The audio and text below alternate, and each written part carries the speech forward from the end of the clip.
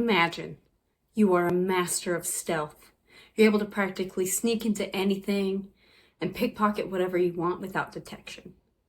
You see your enemy, but they can't see you. Perfect. This is the exact situation you've been training for. You creep up behind them, ready to strike. But oh no! Fate has other plans. You rolled a 1. Critical failure. But darn it. Welcome to the second installment of training to be your fantasy D&D class. Today we're tackling the rogue. Okay, we're popping back to the D&D themed workouts. So what are rogues like? Stealth, speed, and light steps are key components of rogue. That being said, rogues are proficient in dexterity, and other stats are depending on their subclass you choose. Like assassin, soul knife thief, and arcane trickster are some of the options for that. So arcane tricksters are spellcasters. I can't really train for that physically, so we're not going to focus on that at all. But there are the other classes we can focus on exercises to make you better at them. So we're going to train the best for the most physical rogues, okay? Speed is important. Your hands are quick to hit your mark or use sleight of hand. That being said, because you are super stealthy, we're going to be channeling our inner Skyrim Dragonborn mechanic. We're crouching a lot, probably. Warm-ups with duck walks, lots of light bodyweight squats are part of that program.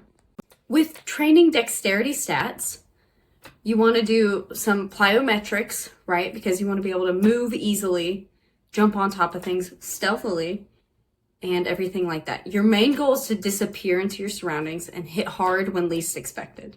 So you want light landings and focus on being speedy and quiet. Rogues are more proficient with light armor so that they are stealthy. You don't want to be wearing heavy plate armor. You'll hear ting, ting, ting. It's like a bunch of hands smacking while you're moving around. Even though you're rogue and you're light and you're stealthy, you're still an adventurer, so strength is a piece of the puzzle. I still recommend general strength training, but we would focus on speed as at least the main goal of this.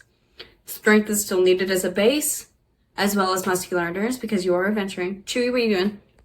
There's a lot of walking and climbing in most adventures, so that is a big part of why we're doing endurance and strength still.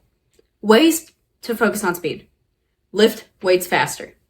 Do explosive exercises like Olympic lifting and kettlebell swings. What type of weapons do they use? So simple, light, and finesse weapons are your bread and butter. Something that you can move quickly and easily carry along your travels. Rapiers are like 2 to 4 pounds, so not crazy heavy like a greatsword or a hammer with fighters. Short bows and light crossbows are something you are very good with as well. For our purpose today, we're just going to do some general strengthening so that you're able to tackle what is thrown at you. But we're not going to be doing the specific technical movements like the proper way to swing a sword. So we can either set a time domain or set a number of rolls to create a stopping point. Use a D6 and a D12. So the D6 is your movements/exercises, and I'll have a chart for you for this. And your D12 is the repetitions that go with that. So you roll both dice, and whatever numbers are, that determines the exercise and the reps. You can change the D12 for a larger or smaller die to accommodate your training ability and experience. We can say bigger numbers for those higher levels or training ages. So we're going to first start off with jumping rope as a warm-up for light feet and gentle toes. Okay, let's break down the movements that we would likely place with our D6, okay? So number 1, so if you roll a 1, this is the exercise you're going to do, is box jumps, where we land with nice, silent landings, the quietest feet we can. Because box jumps are so we can be explosive, and the light landing is if we are explosive, we can be nice and stealthy when we're sneaking up and still going up to where we need to go. Number 2 is farmer's carries to prevent from becoming encumbered from all the loot that you've been snagging and pickpocketing, right? Number 3 is pull-ups. And these are to increase your dexterity stat. They're very functional movement that helps you with your adventure, because you're gonna have to be able to pull up on ledges and get where you need to go. Number 4 is cable rows, which helps us to be more precise with our archery, make us strong and steady to hold the bow. That way, when we line up the shot, we can make the biggest impact. With a sneak attack bonus, of course. So, yeah. Number 5 is going to be plank pull throughs.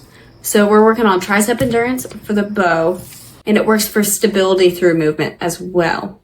Because sometimes when we're stealthy, we got to be in a weird, like, you got to contort your body into a position to hide into certain places.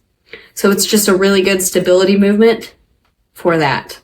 And number 6, we're going to do the kettlebell swings because we can work on that explosive movement with that. The entire purpose of this video is similar to our fighter workout. The goal is to have fun and do the workout that some of your fantasy characters would likely do.